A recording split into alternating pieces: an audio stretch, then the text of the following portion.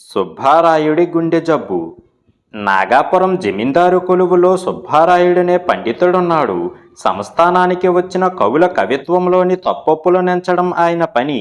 జమీందారుకు సుబ్బారాయుడి పాండిత్యం మీద చెప్పలేనంత గురి ఉన్నది. అందువల్ల ఏ కవి అయినా ముందుగా సుబ్బారాయుడు మెప్పు పొందవలసి వచ్చేది. సుబ్బారాయుడు లంచగొండి కాదు, కానీ తనకు లభించిన పదవి అతడిలో అహంకారాన్ని పెంచింది. చూడవచ్చిన కవులను హేళన చేసేవాడు. తనంతటి వాడు లేడన్నట్లు మాట్లాడేవాడు. తన మాటకు ఎదురు చెప్పడాన్ని ఏమాత్రమూ సహించలేకపోయేవాడు. తను చెప్పిన ప్రతి మాటకు తల ఊపేవాళ్ళని, జమీందారుకు అత్యంత సన్నిహితులైన వాళ్లను మినహాయించి తక్కిన వాళ్లను హీనంగా చూసేవాడు. జమీందారు ఎంతో మంచివాడు. ఆయనలో గర్వం, అహంకారం రెండూ లేవు. అయితే ఆయనకు ఎవరిని గురించి చెడుగా వినటం ఇష్టం ఉండదు. చెడు చెప్పే వాళ్లను ఆయన తన దరిదాపులకు రానివ్వడు. అందువల్ల సుబ్బారాయుడు అహంకారం గురించి ఆయనకు తెలియకుండా పోయింది. ఇలా ఉండగా జమీందారు ఒక రోజున బండి మీద పొరుగురుకు బయలుదేరాడు. దారిలో బండి చక్రం పాడయింది. బండివాడు బండిని బాట పక్కకు చేర్చి జమీందారుతో, అయ్యా, ఈ పక్కన మామిడి తోట ఉన్నది, తమరక్కడ విశ్రాంతి తీసుకోండి. బండి బాగుపడ్డాక నేనే వచ్చి పిలుస్తాను అంటూ మరమత్తు మొదలుపెట్టాడు. జమీందారు మామిడి తోటలోకి వెళ్ళేసరికి అక్కడ ఒక చెట్టు కింద కొందరు గుమిగూడి ఉండటం కనిపించింది. దగ్గరికి వెళ్ళి చూస్తే ఒక అతను శ్రావ్యంగా పద్యాలు చదువుతూ తన చుట్టూ ఉన్నవారికి ఒక్కొక్క పద్యాన్ని విడమర్చి అర్థం చెబుతున్నాడు. జమీందారు తను ఆ గుంపులో చేరి మంత్రముగ్ధుడే ఆ పద్యాలు విన్నాడు. కాసేపటికి పద్యాలు చదివే అతను తక్కిన వారితో, ఈ రోజుకి ఇది చాలు, మళ్ళీ రేపు కలుద్దాము. లేని పక్షంలో తోట కాపలాకి ఇబ్బంది వస్తుంది. మీరిక వెళ్ళి మీ మీ పనులు చూసుకోండి అని అన్నాడు. అందరూ వెళ్ళిన తర్వాత జమీందారు అతన్ని వివరాలు అడిగాడు. అతడి పేరు గోవిందుడు. తను రాసిన కావ్యాన్ని నాగాపురం జమీందారుకు వివరించాలని వెళితే సుబ్బారాయుడు సాగనివ్వలేదు. వేరే బ్రతుకు తరువు లేక అతడు అక్కడ తోట కాపలాకి కుదిరాడు. రోజు కాసేపు తన కావ్యాన్ని పొలం పనులు చేసేవారికి వినిపించి అర్థం చెబుతూ ఉంటాడు. ఇలా చేయడం వల్ల నీకేం ప్రయోజనం అని అడిగాడు జమీందారు. నా కావ్యాన్ని 10 మంది విని ఆనందిస్తే నాకెంతో తృప్తిగా ఉంటుంది అన్నాడు గోవిందుడు. శ్రోతలను బట్టి కావ్యం విలువ పెరుగుతుంది. నాగాపురం జమీందారుకు నీ కావ్యం వినిపించడానికి గట్టి ప్రయత్నం చెయ్యకపోవడం నీ తప్పు కదా అన్నాడు జమీందారు. ఆ జమీందారు కంటే ఈ శ్రోతలే నాకు గొప్పవాళ్ళు. కవిత్వం విని ఆనందించడానికి వీళ్ళకి సుబ్బారాయుడి అడ్డు లేదు కదా. ఒక్కసారితో ఆగక ప్రతిరోజు అడిగి నా కావ్యం వింటున్నారు. నాకై నేను ఆపాలి తప్ప వాళ్ళు వద్దు అనరు. అదే నాకు తృప్తి అన్నాడు గోవిందుడు. అప్పుడు జమీందారు గోవిందుడికి తానెవరైనది చెప్పి, సుబ్బారాయుడు గొప్ప పండితుడు. నీ విషయంలో ఎక్కడో పొరపాటు జరిగింది. నువ్వు మా సంస్థానానికి వచ్చి నా సత్కారాన్ని అందుకోవాలని నా కోరిక అని అన్నాడు. తనతో మాట్లాడుతున్నది నాగాపురం జమీందారేనని తెలిసాక, తెలియక నేనేదైనా పొరపాటు మాట అని ఉంటే మన్నించండి. తమ సంస్థానానికి మాత్రం సుబ్బారాయుడి అడ్డు ఉండగా రావడం నా వల్ల కాదు అని అన్నాడు. జమీందారు తన ఉంగరాన్ని గోవిందుడికిచ్చి, ఇది చూపిస్తే సరాసరి నా దగ్గరకు రావచ్చు. ఈరోజు పంచమి, దశమి నాటికి నీ రాక కోసం ఎదురు చూస్తూ ఉంటాను అని అన్నాడు. గోవిందుడాయనకు వినయంగా నమస్కరించాడు.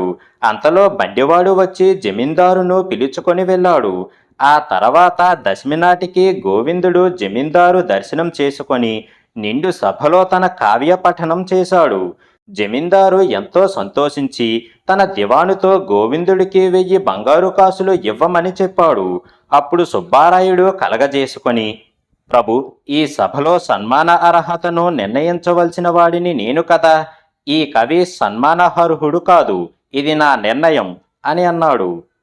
ఎన్నోసార్లు నీ నిర్ణయాన్ని గౌరవించాను. ఒక్కసారికి నువ్వు నా నిర్ణయాన్ని గౌరవించాలి అన్నాడు జమీందారు చిన్నగా నవ్వుతూ. ప్రభు, అర్హతలు ఉన్నవారి నిర్ణయాన్ని నేనెప్పుడూ గౌరవిస్తాను. కవి సన్మాన అర్హతను నిర్ణయించగలిగిన వారు నేను తప్ప ఈ సభలో ఇంకెవరూ ఉన్నారనుకోను అన్నాడు సుబ్బారాయుడు. జమీందారు ముఖం ఎర్రబడింది. అతను అతి కష్టం మీద తమాయించుకొని, అర్హత సంగతి తెలియదు కాని నాకు సన్మాన అర్హతను నిర్ణయించగల అధికారమున్నది అని. దివానుగారు, నేను చెప్పిన విధంగా కవి సన్మానం జరిపించండి అని అన్నాడు. సుబ్బారాయుడు ఇక ఆగ్రహం పట్టలేక, తమకు అధికారం ఉందని అహంకరిస్తే కీడు తప్పదు. పండితుడిగా హెచ్చరిస్తున్నాను. నా మాట విని ఈ సన్మానాన్ని ఆపండి. లేదా నేనిక మీదట ఏ కవికి తప్పొప్పులు ఎంచి బాధ్యతను తీసుకోను అని అన్నాడు. ఎదుటివారి అహంకారం గురించి మాట్లాడే ముందు నీ అహంకారం గురించి ఆలోచించుకో. పండితుడికి అహంకారం కూడదు. ఇది నీకు నా హెచ్చరిక అని జమీందారు దివానుకు మరొకసారి చెప్పి గోవిందుడికి సత్కారం జరిపించాడు. సుబ్బారాయుడికిది భరించరాని అవమానమయ్యింది. ఇల్లు చేరాక భార్యకు జరిగింది చెప్పి జమీందారు మీద భగ్గుమన్నాడు. ఆమె భర్తను అనునయించి, ఆవేశంలో మీ స్థానాన్ని మీరు మరిచిపోవద్దు. వారు ప్రభువులు. వారి నిర్ణయాన్ని గౌరవించకపోతే మనకు మనుగడ ఉండదు అని అన్నది. ఆ సమయంలో గోవిందుడు అక్కడికి వచ్చి, అయ్యా, నా కారణంగా తమరు ప్రభువులతో గొడవ పడినందుకు విచారంగా ఉన్నది. ఇందులో నా ప్రమేయం ఏమీ లేదు. అంతా అనుకోకుండా జరిగిపోయింది. నాకు తమరంటే గౌరవభావం ఉన్నది. నా కవిత్వం సన్మాన అర్హం ఎందుకు కాదో తెలియబరిస్తే నా లోపాన్ని సవరించుకుందామని ఇలా వచ్చాను. మీరు చెప్పగలిగినది ఇప్పుడు చెప్పవచ్చు అన్నాడు వినయంగా. సుబ్బారాయుడు ఆవేశపడుతూ, రాజసన్మానం పొందాక నాతో నీకేం పని? నీవు నన్ను అవహేళన చెయ్యడానికి వచ్చినట్లు నాకు తెలిసిపోయింది. తక్షణం ఇక్కడి నుంచి వెళ్ళిపో అని అరిచాడు. ఒక కవితో మాట్లాడే పద్ధతి ఇదా? నువ్వు పండితుడివి కాదు, అహంకారివి. నీ అహంకారానికి ఫలితం తప్పక అనుభవిస్తావు అని గోవిందుడు అక్కడి నుంచి వెళ్ళిపోయాడు. సుబ్బారాయుడు మరింత ఆవేశపడి చాలాసేపటి వరకు గోవిందుణ్ణి తిట్టుకుంటూనే ఉన్నాడు. అలా తిడుతూ తిడుతూ ఉన్నట్టుండి గుండెలో నొప్పి పుట్టి ఉన్నవాడు ఉన్నట్టు కుప్పకూలిపోయాడు. అతడి భార్య కంగారుపడి వెంటనే వైద్యుడికి కబురు పెట్టి రప్పించింది. వైద్యుడు సుబ్బారాయుణ్ణి పరీక్షించి, ఇది తీవ్రమైన గుండె జబ్బు. యోగాపురంలోని సనాతనుడనే వైద్యుడొక్కడే దీనికి చికిత్స చెయ్యగలడు. కానీ అతను రాజులకు జమీందారులకు తప్ప వైద్యం చెయ్యడు అని అన్నాడు. ఈ విషయం జమీందారుకు తెలిసి వెంటనే సుబ్బారాయుణ్ణి యోగాపురం పంపి సనాతనుడి వద్ద అన్ని ఏర్పాట్లు చేయించాడు. సనాతనుడు అతన్ని ఎన్నో విధాలుగా పరీక్షించాక, ఈ జబ్బు మానసిక కారణాల వల్ల వచ్చింది.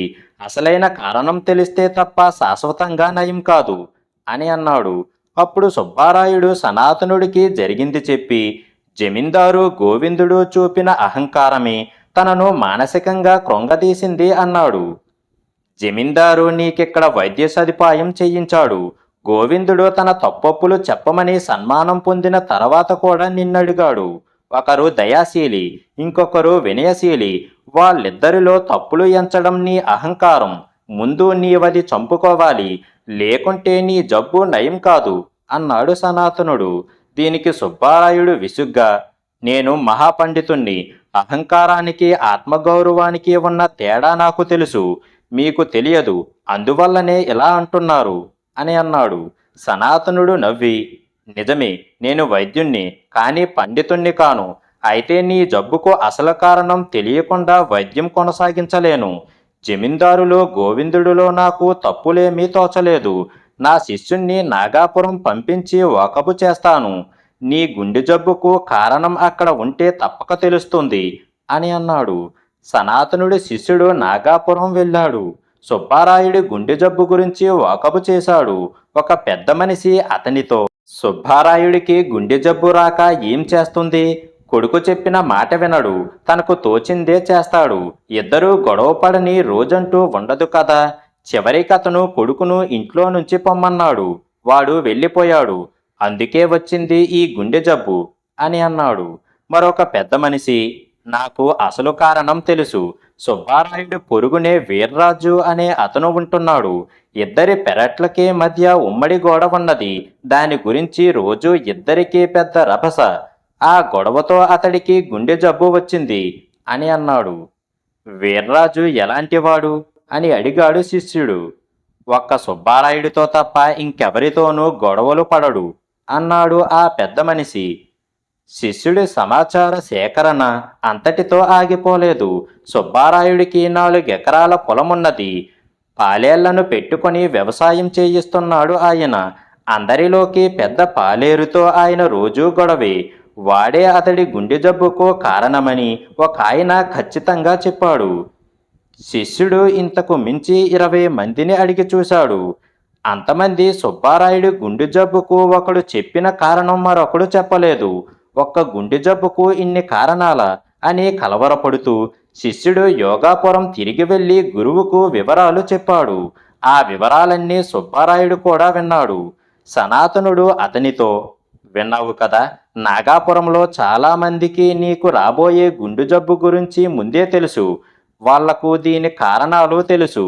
అయితే ఒకరు చెప్పిన కారణం ఇంకొకరు చెప్పిన కారణంతో సరిపోలడం లేదు. ఇంతమంది చెప్పిన కారణాల్లో నుంచి ఒకే ఒక్క కారణాన్ని పట్టుకోగలిగితే నీ జబ్బుకు నేను శాశ్వతంగా నయం చెయ్యగలను. ఇది నీకు సంబంధించిన విషయం కాబట్టి ఆ కారణాన్ని నువ్వే పట్టుకోవాలి అని అన్నాడు. సుబ్బారాయుడు తల వంచుకొని, అసలు విషయం నా చేత చెప్పించాలనే మీ తాపత్రయం, ఆ కారణం మీకెప్పుడో తెలిసిందని నేను గ్రహించగలను. అంతమంది చెప్పిన కారణాల్లో నుంచి ఒకే ఒక్క కారణాన్ని నేను పట్టుకున్నాను. అది నా అహంకారం. నేను నా అహంకారాన్ని విడిచిపెట్టకపోతే నా మనసుకు స్థిమితముండదు. మనసు స్థిమిత పడేదాకా నా గుండె జబ్బు తగ్గదు. ఇదే కదా అసలు విషయం. అయితే నా అహంకారాన్ని ఎలా తగ్గించుకోవాలో నాకు తెలియదు. అందుకు నేనేం చెయ్యాలో చెప్పండి, తప్పక పాటిస్తాను అని అన్నాడు. ఇందుకు సనాతనుడు చిరునవ్వు నవ్వి, నీలో కరుడు కట్టిన అహంకారం ఉన్నదని గ్రహించావు కదా, సరే, ఆ సంగతి తెలుసుకుంటే చాలు, క్రమంగా నీ అహంకారం తగ్గిపోతుంది అని కొంతకాలం పాటు వైద్యం చేసి పంపించేశాడు సుబ్బారాయుణ్ణి. ఆ తర్వాత నుంచి సుబ్బారాయుడికి కొడుకు వివేకిలా, వాడు చెప్పేది వినదగిన వాడిలా తోచసాగింది. ఇరుగు పొరుగులు ఆత్మీయుల్లా కనిపిస్తున్నారు. జమీందారు సకల సద్గుణ సంపన్నుడు అయ్యాడు. అందరి లోపాలు క్షమించతగ్గవేగా తోచాయి. కవుల కావ్యాల్లో తప్పులు కనిపించడం మానేశాయి. సుబ్బారాయుడికి మళ్ళీ గుండె జబ్బు రాలేదు. తగిన భార్య. కొండాపురం అనే పల్లెలో ఉండే కొండయ్య అనే యువకుడు ఒక రైతు కొడుకు. వాడు పొలం పనుల్లో తండ్రికి చేదోడుగా ఉండక ఆ దేశపు రాజకుమార్తెను పెళ్లాడి రాజు కావాలని పగటి కలలు కంటూ ఉండేవాడు. చూసి చూసి వాడి తండ్రి ఒక రోజున వాణ్ణి ఇంటి నుంచి వెళ్ళగొట్టేశాడు. కొండయ్యకు ఇది శుభసూచకంగా కనిపించింది. వాడు తిన్నగా రాజధాని నగరం చేరి మేనమామ సింగన్న ఇంటికి వెళ్ళాడు. ఈ సింగన్న ఒకప్పుడు రాజుగారి సైన్యంలో పనిచేసి ధైర్య సాహసాలకు రాజుచేత బహుమతులు పొందినవాడు. ఇప్పుడు సింగన్న కూతురు మల్లిక రాజకుమారి ప్రియంవదకు ప్రధాన చెలికత్తిగా ఉంటున్నది. కంటికి నదురుగా ఉన్న కొండయ్యను చూసి సింగన్న చాలా సంతోషించాడు. ఇలాంటి వాడికి రాజుగారి కొలువులో ఉద్యోగం ఇప్పించటం చాలా తేలిక. ఆ తర్వాత తన కూతురు మల్లికనిచ్చి పెళ్లి చేసి తన ఇంటనే ఉంచుకోవచ్చు. సింగన్న ఇలా ఆలోచించి మర్నాడు కొండయ్యకు సంగతి చెప్పాడు. వాడు రాజుగారి కొలువులో ఉద్యోగం అంటే సంతోషపడ్డాడు, కానీ మల్లికతో పెళ్లి అంటే ఏమాత్రం ఇష్టం లేదు. అయితే వాడా సంగతి బయట పెట్టకుండా ముందు కోటలో పాగా కోసం సరేనన్నట్టు తల ఊపాడు. మొదట సింగన్న కొండయ్యకు సైనికుడు ఉద్యోగం ఇప్పించాలని చూశాడు. అందుకు వాడు ఒప్పుకోలేదు. డాలు కత్తి పట్టి నగరం వదిలి ఎక్కడెక్కడో కొండల్లో అడవుల్లో తిరగటం తనకు ఇష్టం లేదు అన్నాడు. సరే, నగరంలోనే రాత్రివేళ గస్తీ తిరిగే భటుడి ఉద్యోగం వెయ్యిస్తాను అన్నాడు సింగన్న. దానికి వాడు ఒప్పుకోక ఏ ఈటో పట్టుకొని చీకట్లో కాళ్ళు అరిగేలా వీధుల వెంట తిరగటం నాకు చిన్నతనంగా ఉంటుంది అనేశాడు. ఈ సంభాషణ విన్న మల్లిక కొండయ్య అడగకుండానే రాత్రులు కోటలో జాముజాముకు గంటలు కొట్టి సమయం తెలియజేసేవాడి పని ఇప్పించింది. వాడు ఉద్యోగంలో చేరి రోజులు వారాలు గడిచి నెలలు ముగిసిపోయాయి. రాజకుమారి వాడి కంటబడలేదు. వాడిక ఉండబట్టలేక ఆ ప్రాంతాల మొక్కలకు పాదులు చేసే వృద్ధుడిని కలిసి రాజకుమారి ఇటుకేసి ఎప్పుడు వస్తుందని అడిగాడు. దానికి ఆ వృద్ధుడు నవ్వి, రాజకుమారి గారికి ఇటు రావాల్సిన అవసరం ఏమిటి? ఆమె దూరాన ఎత్తైన ఆ గోడ అవతలనున్న పూల తోటలో చిలికత్తులతో కలిసి విహారం చేస్తుంది. అక్కడే కొలనులో జలకాలాడుతూ ఉంటుంది. తర్వాత అంతఃపురానికి వెళ్ళిపోతుంది. అంతగా రాకుమారిని చూడాలని ఉంటే 1-2 నెలలు ఓపిక పట్టు. రాజుగారామెకు పెళ్లి సంబంధాలు చూస్తున్నారు. పెళ్లి ముహూర్తం నాడు మనబోటి వాళ్ళందరం ఆమెను చూడవచ్చు అని అన్నాడు. రాకుమారి పెళ్లి సంబంధాలు చూస్తున్నారన్న మాట వినగానే కొండయ్యకు గుండె పట్టినట్టు అయ్యింది. వాడిక ఆలస్యం చేస్తే ఆమె చెయ్యి జారిపోతుందని ఒక ఉపాయం ఆలోచించాడు. దాని ప్రకారం వాడు మర్నాటి సంధ్యవేళ రాకుమారి గారికి పూలు తీసుకుపోతున్న దాసీని పలకరించి మాటల్లో పెట్టి అంతకు ముందే రాసి ఉంచుకున్న చీటీని దాసీకి తెలియకుండా ఆమె చేతనున్న పూలబుట్టలో జార విడిచాడు. దానిలో వాడు, మీకోసం నేను రాజధానికి 10 ఆమడల దూరంలో ఉన్న పల్లె నుంచి వచ్చాను. ఇందుకు నేను ఒక చిన్న చిట్టడివిని, 2 చిన్న నదులను దాటడమే గాక కొండ ప్రాంతాల నడిచి ఎన్నో శ్రమలకు వచ్చాను. ఇదంతా మీకోసమే. ఇప్పుడు రాత్రివేళ గంటలు కొట్టే చాకరీ కూడా మీకోసమే చేస్తున్నాను. కొండాపురం కొండయ్య అని రాశాడు. అయితే దాసీది పూలబొట్టుతో వెళ్ళిపోయాక కొండయ్యకు రకరకాల భయాలు పట్టుకున్నవి. రాజుకు కోపం వస్తే చండశాసనుడని చెప్పడానికి కోటలో ఉద్యోగుల మధ్య అనేక కథలు ప్రచారంలో ఉన్నాయి. ఒకవేళ తన రోజులు బాగోక రాకుమారి ఒళ్ళు మండి చీటీని రాజుకు చూపిస్తే తన పరిస్థితి ఏమవుతుందో అని వాడికి దిగులు పుట్టింది. తను చేసిన పని కొరివితో తలగొక్కోవడం లాంటిదని వాడు చింతింపసాగాడు. క్రమంగా వాడా రాత్రి మతిస్థిమితం తప్పి ఉన్మాదిలా ప్రవర్తించాడు. ఆ రాత్రి కొండయ్య మొదటి జామున కొట్టవలసిన గంట కొట్టనే లేదు. రెండో జామున ఏకంగా 3 గంటలు మోగించాడు. 3 సార్లు గంట మోగేసరికి రాజు దిగ్గున హంసతూలిక తల్పం మీద నుంచి లేచి కూర్చున్నాడు. రోజు ఆయనకు రాత్రి 3వ జామున నిద్రలేచే అలవాటు ఉన్నది. దాసీలు వచ్చి తనను మేలు కొలపనందుకు ఆయన ముందు ఆశ్చర్యపోయి తర్వాత కోపంగా చప్పట్లు చరిచాడు. ఆ చప్పట్లు విని బిలబిలమంటూ అక్కడికి వచ్చిన దాసీలను ఆయన గట్టిగా కసిరాడు. తర్వాత కాలకృత్యాలు తీర్చుకొని ఉపహారం కోసం వస్తే వంటగది చీకటిమయంగా ఉన్నది. హతాశుడైన రాజు ఇలా ఎందుకు జరిగిందా అని ఆలోచిస్తూ కూర్చున్నాడు. అయితే ఎంతకు 4వ గంట మోగనే లేదు. అప్పుడాయన కాపలా భటుని పిలిచి ప్రశ్నిస్తే 3వ జాము సగంలోనే ఉన్నదని తెలిసింది.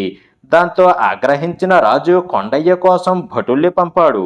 రాజు నుంచి కబురందగానే చీటీ విషయం ఆయనకు తెలిసిపోయిందని, ఇక తనకు ఏ ఉరిశిక్షో ఉప్పుపాతరో తప్పదని అనుకున్నాడు. వాడు అక్కడి నుంచి పారిపోవాలని అటూ ఇటూ చూశాడు. కానీ ఈటెలు పట్టిన 2 భటులు వాడి కేసి గుడ్లురుముతూ చూస్తున్నారు. వాడు జారిపోతున్న గుండెను చిక్కబట్టుకొని భటుల వెంట బయలుదేరాడు. కొండయ్యను చూసి రాజు మండిపడి, ఒరేయ్, నువ్వేనా రాత్రివేళ జాము గంటలు కొట్టేది అని ప్రశ్నించాడు. కొండయ్యకు జవాబు ఇచ్చేందుకు గొంతు పెగలక అవునన్నట్లు తల ఊపాడు వణుకుతూ. ఇది చూసి రాజుకు వాడిపై జాలి కలిగింది. ఆయన ఈసారి కాస్త మృదువుగా, ఒరేయ్, ఎన్నాళ్ళుగా ఈ ఉద్యోగం చేస్తున్నావు అని అన్నాడు. మహారాజా, 2వ నెల గడవబోతున్నది అని జవాబు ఇచ్చాడు కొండయ్య.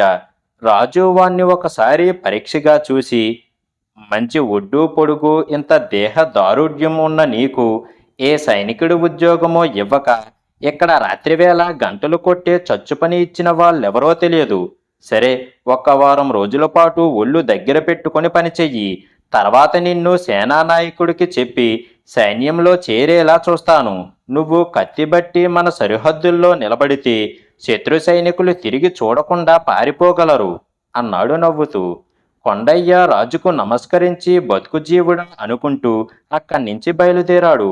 కానీ వాడికి తను రాకుమారికి రాసిన చీటీ సంగతి ఏ క్షణాన అయినా రాజుకు తెలిసిపోతుందని, అప్పుడు తనకు రాజు కఠినంగా శిక్షిస్తాడని బెంగ కలిగింది. వాడు తల వంచుకొని కోట ద్వారం కేసి నడుస్తూ ఉండగా మల్లిక వాడికి ఎదురుపడి, ఆహా బావా, నువ్వా దిక్కుమాలిన పల్లె వదిలి ఇక్కడికి వచ్చింది నా కోసమని నేనెరుగుననుకున్నావా? నాకు నీ మనసులో ఏమున్నది తెలియచెప్పటానికి పూలబుట్ట దొరికిందా? పూలమాలలు నేనే కట్టి రాకుమారిని అలంకరిస్తాను గనుక ఆ చీటీ నాకు దొరికింది. ఏదైనా పొరపాటు జరిగి అది రాకుమారి చేతబడి ఉంటే ఆ చీటీ ఆమెకు రాశావని ఆగ్రహించి నీ తల కోటగుమ్మానికి వేలాడదీయించేది. నాన్న నేడు రేపో మన పెళ్లికి ముహూర్తం పెట్టించే ప్రయత్నంలో ఉన్నాడు. అయినా చీటీలో కూడా నా పేరు రాయటానికి అంత సిగ్గా నీకు? ఏమైనా పల్లి కుర్రాడివి అనిపించుకున్నావు అని నవ్వుతూ రాకుమారి ఉండే అంతఃపురం కేసి పరిగెత్తింది. మల్లిక మాటలతో కొండయ్యకు తల మీద నుంచి కొండంత బరువు దిగిపోయినట్టు అయ్యింది. వాడు తేలికపడ్డ మనసుతో, బుద్ధిమాలి నేరక చేసిన తప్పుకు కొంచెంలో ఎంత ప్రమాదం తప్పింది. నాబోటి వాడు తనకు తగ్గ ఆలోచన చెయ్యాలి కాని ఆకాశానికి నిచ్చెన వెయ్యాలనుకుంటే ఇలాగే జరుగుతుంది. లేనిపోని భయాలతో ఎంత చావు చచ్చాను. మల్లిక అడ్డుకోకపోతే ఈరోజు నా గతేం కాను. రాకుమారి వద్దనే వద్దు. మల్లిక నాకు తగిన భార్య అని అనుకున్నాడు.